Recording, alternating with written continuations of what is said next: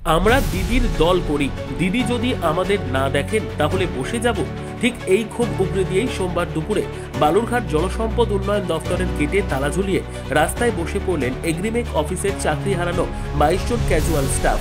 হাতে থালা, চোখে অনিশ্চয়তার ছাপ। দীর্ঘ 3 মাসের বেতনহীনতার যন্ত্রণা যেন ফুটে উঠল প্রতিটি চাহনিতে। দপ্তর সূত্রে জানা গিয়েছে, দুর্গাপুজোর পঞ্চমীর দিন আচমকায় 22 জন ক্যাজুয়াল কর্মীকে জানানো হয় তাদের কাজ নেই। তার আগের 3 মাসের বেতনও মেলেনি। উৎসবের মরশুমে অচলাবস্থায় পড়ে কার্যত দিশেহারা হয়ে পড়েন কর্মীরা। কারো বয়স 40 পেরিয়েছে, কারো 50। এই অবস্থায় নতুন কাজ খুঁজে পাওয়া তাদের পক্ষে প্রায় অসম্ভব। আগেও এক দফা বিক্ষোভের পর দপ্তর আশ্বাস দিয়েছিল চাকরি ফেরানোর, কিন্তু 3 মাস পেরিয়েও ফেরেনি কাজ, মেলেনি বকেয়া বেতনও। তাই সোমবার ফের হাতে থালা নিয়ে দপ্তরের গেটে তালা ঝুলিয়ে বিক্ষোভে নামলেন তারা।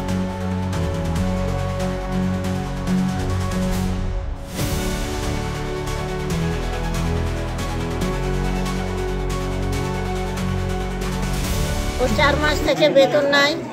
আমাদের যত সোনা দানা ছিল সব বন্ধক রেখে খাইয়ে আর খেতে পারছি না। এখন থালা নিয়ে এখন ভিক্ষা করতে যাচ্ছি সাবের কাছে।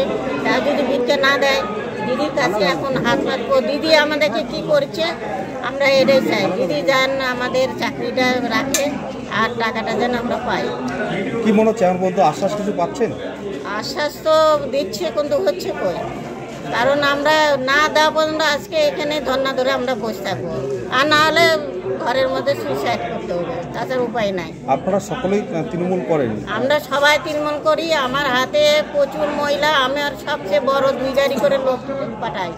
কারণ যদি আমি আশ্বাস না পাই তাহলে আমি সেই মহিলা নিয়ে আমি সব বসে যাব। কারণ আমার যদি পেট না ভরে তাহলে আমার দিদিকে থাকে লাভ নাই। দল পরিবর্তন করবে? দিদি যদি দেখে তাহলে আমি আরো লোক করব, আর যদি না দেখে তাহলে আমাকে বসে যেতে হবে। কারণ পেটে ভাত না দেখলে আমার পার্টি করে তো লাভ নাই। এখন কি কোনো আশ্বাস পাচ্ছেন? কিছু আশ্বাস তো পাচ্ছি না, খালি বলে যে আবার 7 দিন পর আসো, 10 দিন পর আসো। এনাদের পুরো ব্যাপারটাই ঊর্ধ্বতন কর্তৃপক্ষকে জানানো আছে। এনাদের যা পেপার বা যা কিছু পাঠানোর আমরা অলরেডি মানে প্রায় ধরুন 4 দিন আগে পাঠিয়ে দিয়েছি।